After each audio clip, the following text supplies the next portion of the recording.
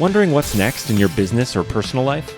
Welcome to Success to Significance, Life After Breaking Through Glass Ceilings, a podcast dedicated to helping you with all of life's challenges, discoveries, and opportunities. Whether you're seeking a new career, retirement, or simply wanting to make an impact in your community or the world. Join Jen Plessis and her guests as they explore how to start, what to do when you're in the thick of a change or growth, and how to leave a mark in this world after breaking through your next achievement. You are moments away from the aha you've been seeking.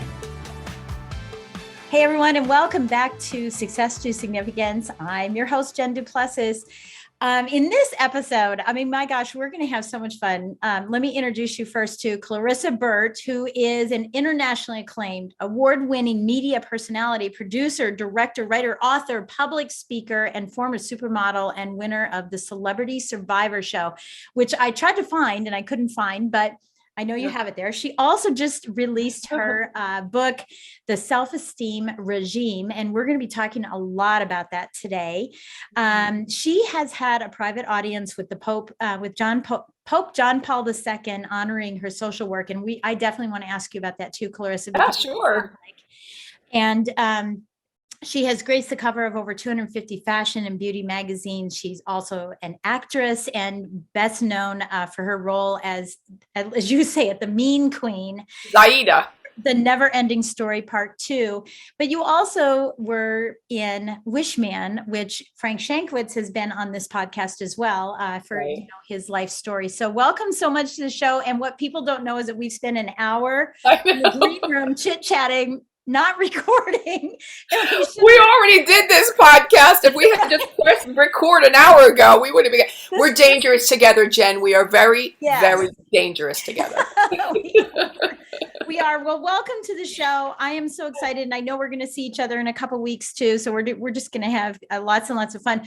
But I really, really want to talk about self-esteem with you today, and we'll kind of divert and talk about some other things. Let's kind of start with your history, your story, because I know you're from Philly, from the East Coast, but then you lived in Italy.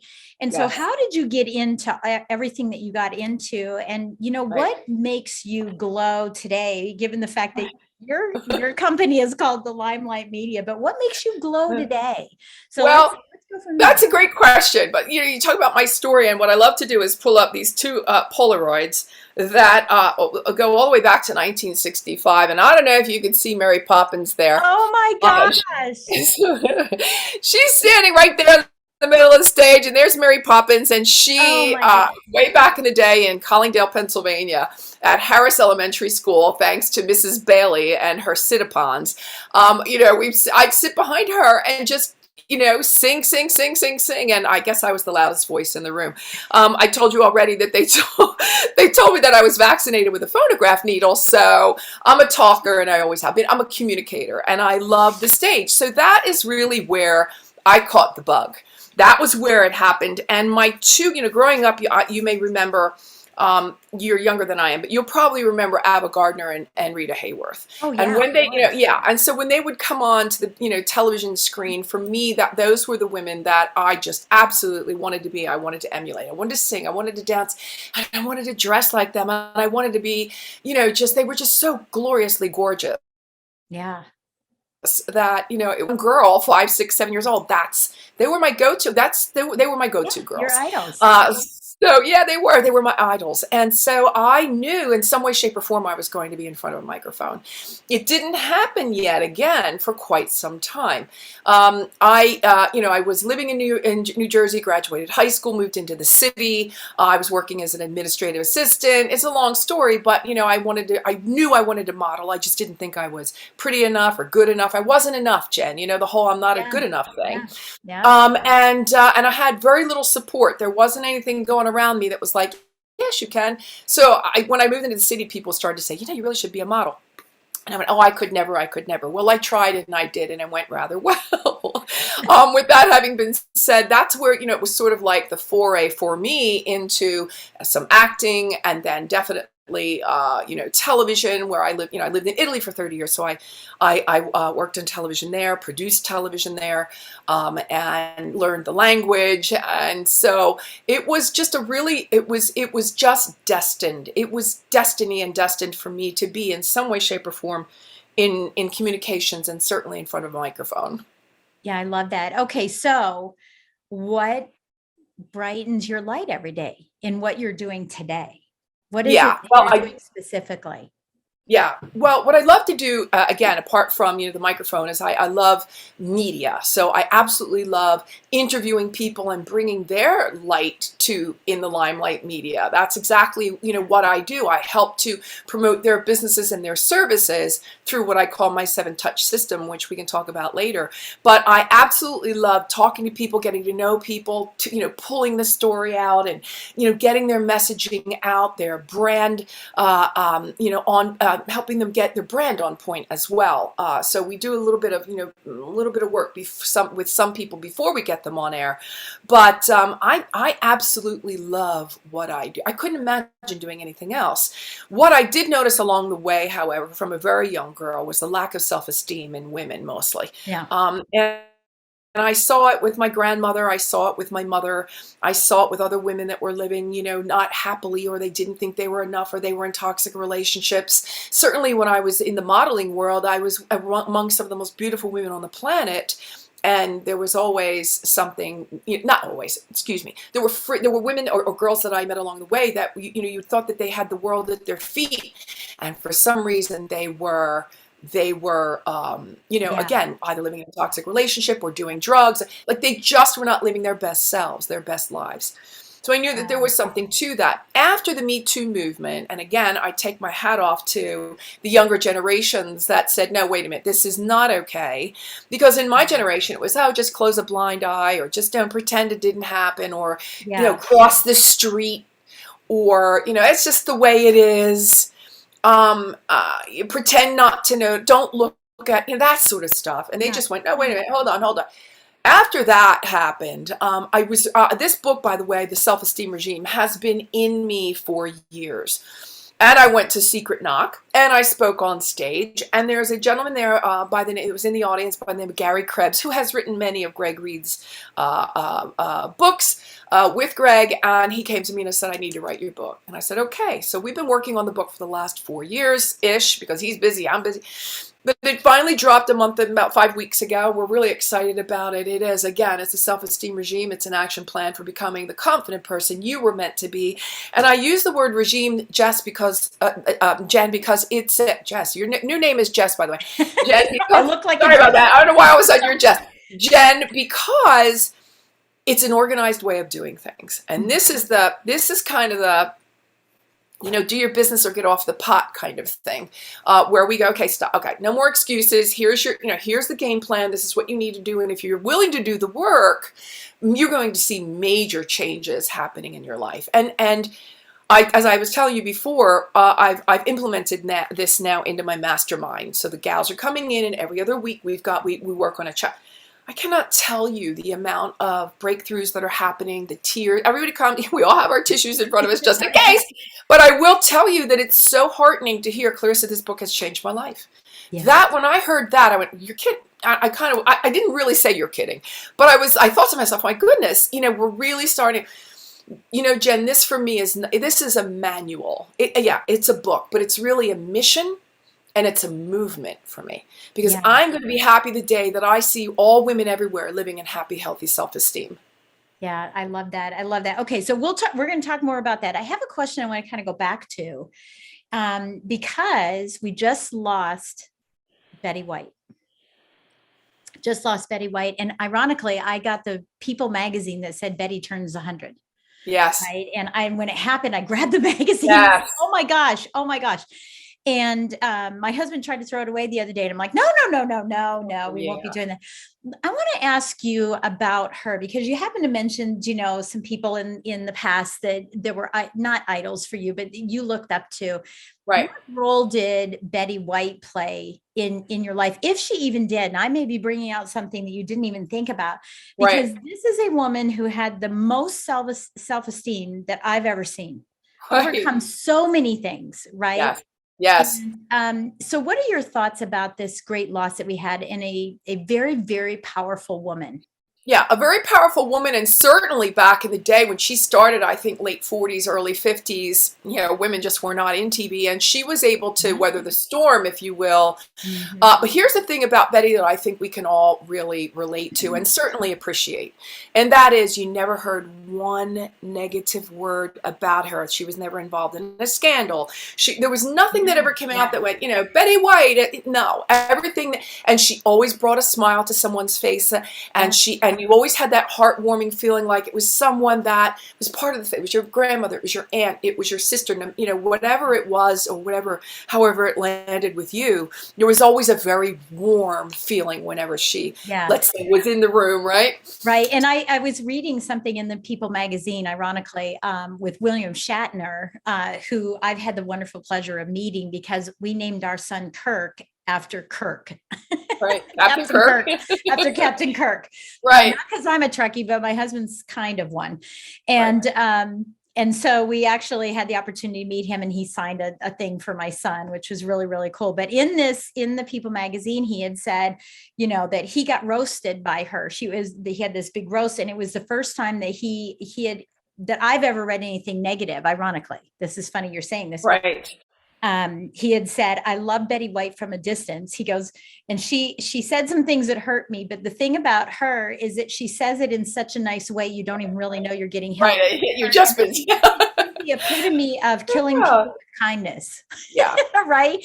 In her approach to it. So, well, her comedic timing was impeccable. And so I think that, he might have been a little too sensitive maybe, but I think put your big boy britches on there, Captain Kirk. I know. And I couldn't tell, was he being comedic and saying Yeah. So I couldn't really tell, but yeah, I mean, that's the one thing that I really just, I've always. And her love for animals, Jen. I mean, my gosh. Her love for animals. And all of her the foundation, I don't remember the name at the moment, but the foundation that she had she's just a lovely, she always talks about wonderful human being. Wonderful human being. Always about that. So I want to talk to you about, and I know you addressed a little bit about today's environment, but I want to actually just share a little bit of a story to get us to, start talking about self-esteem. I have the wonderful privilege of being asked to speak on a panel at the University of Washington in Washington, D.C. Every year for a group called WIB, Women in Business. And these are all college age, children. And I wouldn't say that the group isn't people that are coming from the outside, older people that are coming back in, but it's all women or girls who are studying finance, because that's where my background comes from. So studying finance, accounting, this, that, and the other. And a couple of years ago, I was there, and a little thing about me is that, I have fun with my nail polish, and I have fun with I always wear a dress. You'll rarely see me in pants. Okay. And so here I am speaking, at this event, and I said, it's like popcorn. Whenever you make popcorn, it sits in the oil, and you wait and you wait and you wait. And then someone, there's a pop.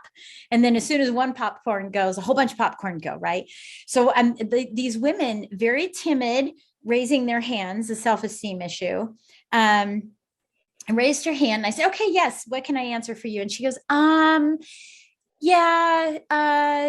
was wondering, when I'm in a business meeting, can I wear a dress? Wow. Holy cow. Okay. And I thought, oh my gosh, this is our future. Yeah. Right. This is our future. Wow. I go, yes, look I'm wearing a dress. And I said, I've been in this financial services industry for 35 years. I've always worn a dress. I'm going to command the room. Yes, wear a dress. Well, the next question comes up. The popcorn starts happening. Oh, I got one now. Little Horshacky, right? I got one. I got a question. And she said, can you wear nail polish in a business meeting? And I just went, yes, you can wear nail polish in a business meeting. Wow. Right? Yeah. And so I bring this up because every time I talk about self-esteem, every time that we talk about women in worth, or we're talking about women, and I know that we're going to talk about men as well in this, I understand, but, and children, especially, but my grandkids, right? Sure. I always bring this up, and it's always reminded of what is going on. Where does this come from? So let's talk about the root of this. Mm-hmm. Why, self-esteem is such an issue. I can tell you, I told you I did some research on you, as I do with everybody, and I was making some notes and stuff.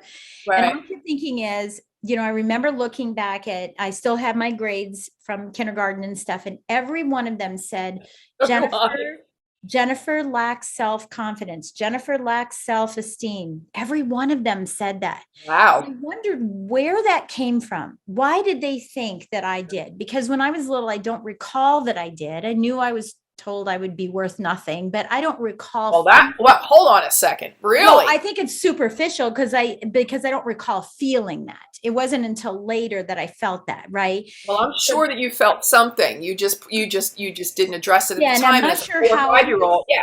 Showing up as a kindergartner, as a first grader, a second grader. So this will walk us into the childhood, and then we'll kind of progress ourselves into adulthood.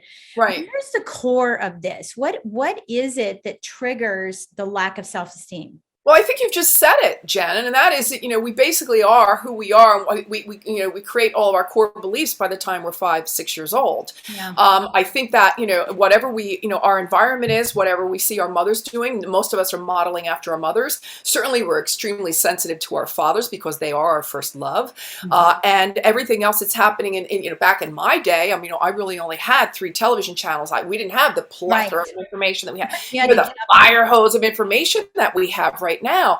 Yeah. And so it was really like niched down what kind of information there were 3 television channels, and then UHF came afterwards, and on UHF we only had 3 channels. Yeah. So, and my internet was the Sears catalog. That's how I had access to models and makeup and fashion. Twice a year, I got a thick catalog, and only, 30 pages were dedicated to what I really wanted to see. Right. So, this is where when we were younger, we only had a certain amount of information that we could, formulate our opinion of ourselves in, and find who it is that we wanted to emulate. There wasn't that much.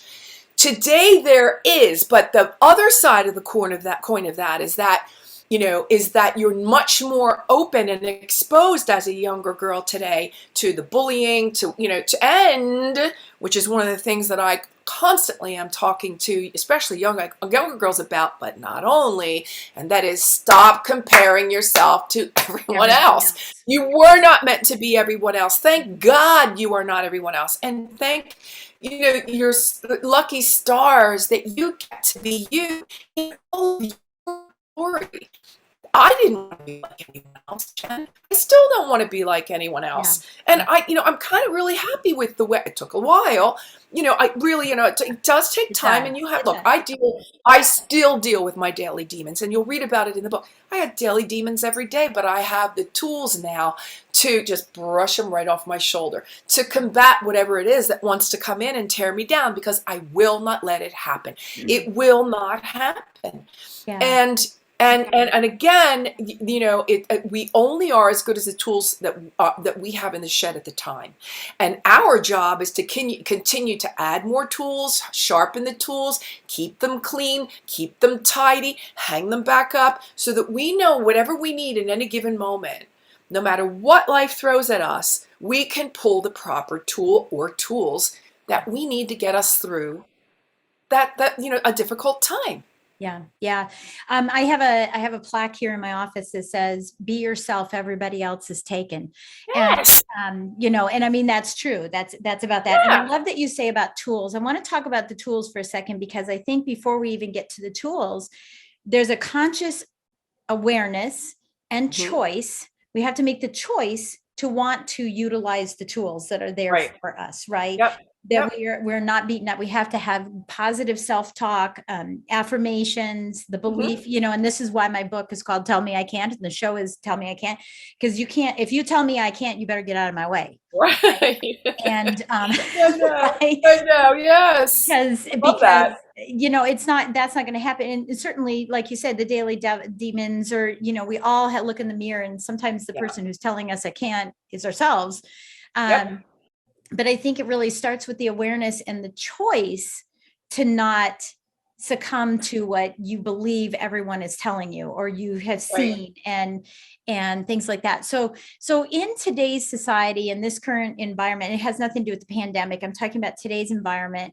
What are some of the suggestions and tools and resources that you would be giving to parents to help their children through this maze that they're experiencing? Even the other day, we had post-Christmas because we all had COVID during Christmas. And my 8-year-old granddaughter said, she even went like this. So if you're not watching, this, she went right down the middle. Like it's centering, right? We were talking about something and she said, I'm not a girl or a boy. I'm right down the middle. And we went, oh, okay. Oh wow. Yeah, that's well, yeah. No. And I said, no, you're a girl. You're just a Tom girl. That's all. You can be a Tom girl. Your mom was a Tom girl. She's athletic. You're good. Right. Right. Well, I think you said it before, and that is just be you. Okay. Yeah. And I think that these are right now, I have a feeling that the pendulum might be swinging a little bit too far in the other direction, because the message is still just be you. And you will just be you, and you will not have an issue of just being you if you know that there's no resistance, especially from your natal tribe. Yeah. The natal tribe is where we encounter our the first blows, if you will, to our ego that tells us we're not good enough. Whatever we think, whatever we say, whatever we do, they're going to be, it's going to be that kind of hammer on the head kind of thing. Yeah. It just keeps, knocking you down. And 5, 6, 7, and 8-year-olds really don't have the tools yet. What we need to do is just to keep encouraging kids to be who they feel comfortable being, be there for them. If they come home with the whole, somebody bullied me in school. Right. Or whatever it is that I got this really bad. It's really, what do I want to say? It's difficult now I wouldn't want to be a parent now. I really wouldn't, because the difficulties that these children are going through, not only in school and with COVID and with the internet and, with all of these security systems that are put in place so that, you can't get all the information. I don't know how you can really, keep tapping the holes today as a parent. But I will tell you, they all seem to be very precocious. They are learning a heck of a lot more and a heck of a lot faster than we ever did. Yeah. So we have to also give them and insist that they find outlets that are not just device based. Right. Outside of TV, outside of computer, outside of the iPad, outside of the iPhone, get them in the sunshine, get them playing kick and balls in the street, get them to an activity, get them whatever the things that we used to do, whether it's, baton twirling or, ballroom dancing, like ballet, whatever that is. To continue to support and encourage activities that are not done in front of the devices, because otherwise we are going to lose our younger generations, and I don't know how we would ever get them back. Yeah. Well, and I have to say, I'm very proud of my son and my daughter-in-law, because she can't have a phone. She can't have, she gets a 1-year charge on a phone. They charge it once a year, and she has to use them. And how old is she? She's 8, and she was so excited, and it's an old phone and stuff, but she was so excited because she had the charge, but she's really careful about it. She's like, let me turn it on, take a picture, turn it off. Right. And she was with us, and they won't let her, have all these kind of pads, and they allow me to do it. They allow grandma to bring it and play something with them, but they won't buy it. Right. The same That's with our fun. kids. They couldn't have a Nintendo. They had to go play at someone else's house for Nintendo. And I think that really helped my kids. So, okay. So thank you for that. So the message is anyway, core family values. The core family values, Jen. Yourself. Yeah, I love that. I love that. Okay, so let's progress into this. So this self-esteem. So you are on this mission and have this passion, of giving back to people and saying, hey, look, we're going to work on your self-esteem. And I know that none of us, and I know, you sent me a couple of notes and stuff about perfect self-esteem. I know that it fluctuates, right? It's ebb and flows. I'll have moments. Absolutely. I'm like, oh, I am good. And then I'm like, oh, I'm an imposter. Oh, I'm good. Right. Well, that's life. Yeah, exactly. And that's life. We have to. That's life. And those are the daily demons. And you're always going to have those. You never reach 100% self. You never say, okay, 100%, I'm good. I don't have to work on this anymore. From this That's day not the way forward. life works. Yeah, right. From this day forward. Unfortunately, yeah. It's not. So you constantly are going to have to be working on why it. Now? Yeah. So why now are you bringing out this book? You said this book's been in you for your whole life. You've worked on it for 4 years. Why now are you compelled to get this message out to everyone about self-esteem? And then I want to go into the 4 pillars of self-esteem. Yeah, I was really happy that we were able to get this book picked up by Roman and Littlefield during COVID. And it was just as COVID was breaking. So I'm going to go with a year and 3 months ago, we got the okay to move forward on the book from them. Huge publisher. I was really thrilled that they were interested. And when they said yes, I knew that we were on to something. And we didn't know back in the day when they said yes, at least I didn't know, how long this pandemic madness was going to last. Right. I think that because there has been so much loss, loss of faith, loss of hope, loss of a family member, loss of a friend, loss of a job, loss of self, loss of money, there's been a lot that was not lost. Don't get me wrong. But there has been so much loss, Jen, that I think people continue to take a hit. Every time you lose something, you are thrown off balance. You've got to really kind of find your sea legs again. And that definitely, I'm talking about, obviously psychologically. And just one after the other, and then this one died of COVID, and my friend's mother died of COVID, and all of the mess that. Or my colleague her brother-in-law just died of the vaccine. Yes, of course, or the vaccine. Exactly, the vaccine itself. Yeah. So a lot of instability. I think you agree when I say the instability is enough to destabilize anyone. So this is the kind of book that says, okay, hold on, regime, see that? It's an organized way. Open it up and start, because we need these kind of books. We need the rah-rah session. We need to do the deeper dive work also for the things that we may have never affronted or confronted as we were, wobbling our way through life. The things that we continually stuff down. Well, you don't get to stuff. You only get to stuff a certain amount and only for so long. Right. And then there's no more room. And then there's depression and anxiety and, all of that stuff. So I like the idea of just coming off with a clean slate. You were asking me about some of the tools before. Yeah. One of the tools that, we were talking about, you said when I look in the mirror, is mirror therapy. Yeah. I'm not the first, but, Louise Hayes did it. I know that, come on now. Louise Hayes did it, and it's Chicken Soup for the Soul. Help me. Mark? Nope. Hansen? Dan Clark? Nope. I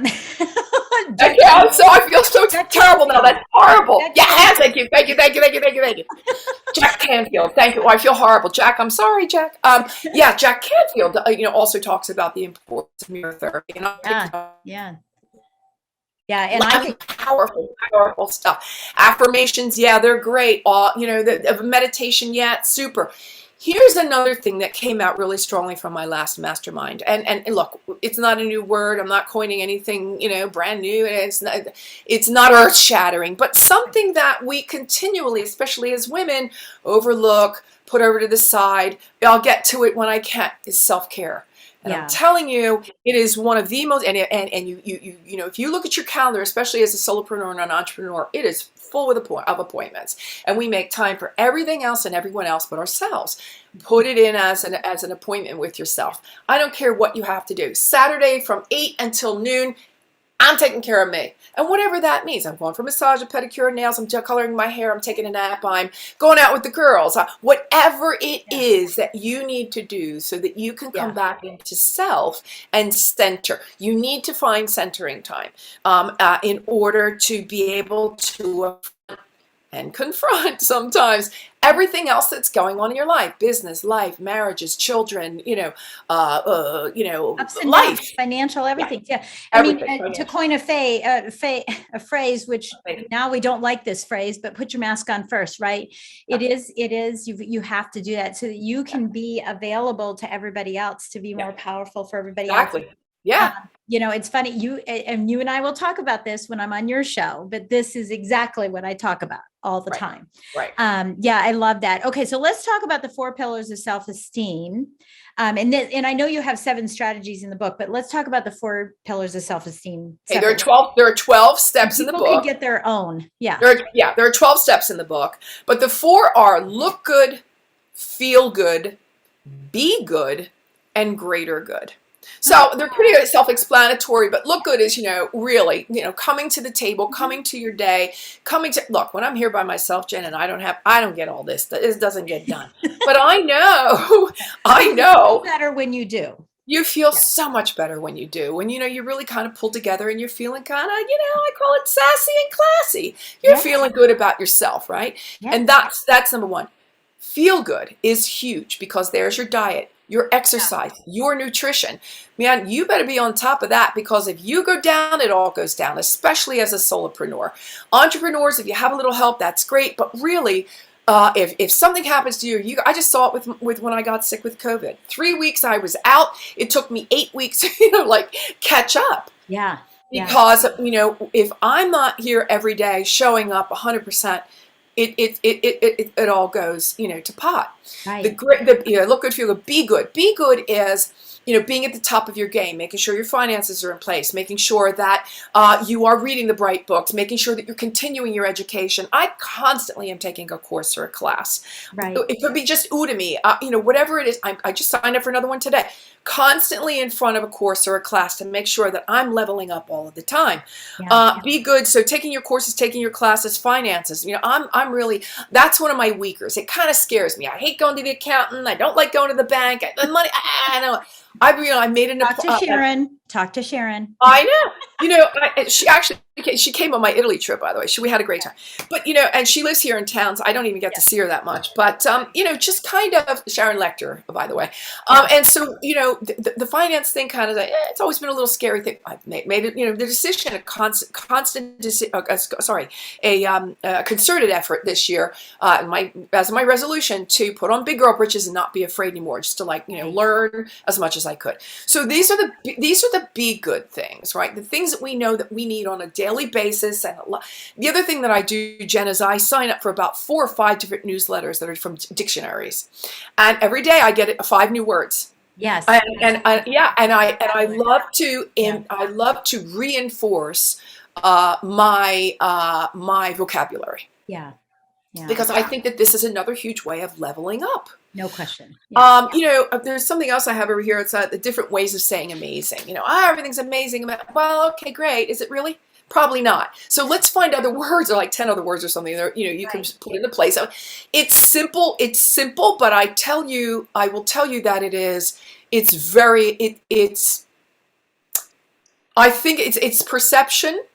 It's my perception of myself and how you perceive me, and it's also impressive. And I don't do it to impress you, but I do it so that you know that I do the work that it takes to be the best that I could possibly be. And then greater good is what we all know. It's volunteering, paying it forward, tithing, giving back, volunteering. One of the things that I like to do is I collaborate with domesticshelters.org, and I scream it from the rooftops when I can. And this also is part of my self-esteem regime and the work that I want to do with women who are in toxic relationships or abusive relationships, and that are, victims of domestic violence. So, jumping on board with something that, even if you don't have the time to do a lot, you can still do just by volunteering, giving back, paying it forward. And it feels good, right? I mean, I think for the, look good, feel good. I mean, it does contribute to your feel good, which makes you look good. It really, I'm not saying look good from the outside. I'm saying that joy inside when it makes you feel good, you actually glow, right? And you actually look good. And it's the quickest way. If you do something nice for someone, I don't care if you're holding open an elevator door. Yeah. There's going to be a little teeny weeny part of you that's going to feel really good about doing that, so that somebody else could jump into the elevator with you. So, I mean, it doesn't take a lot sometimes. It just takes the little things that, the kindness that I think Oprah talks about so much, or, Ellen does the same.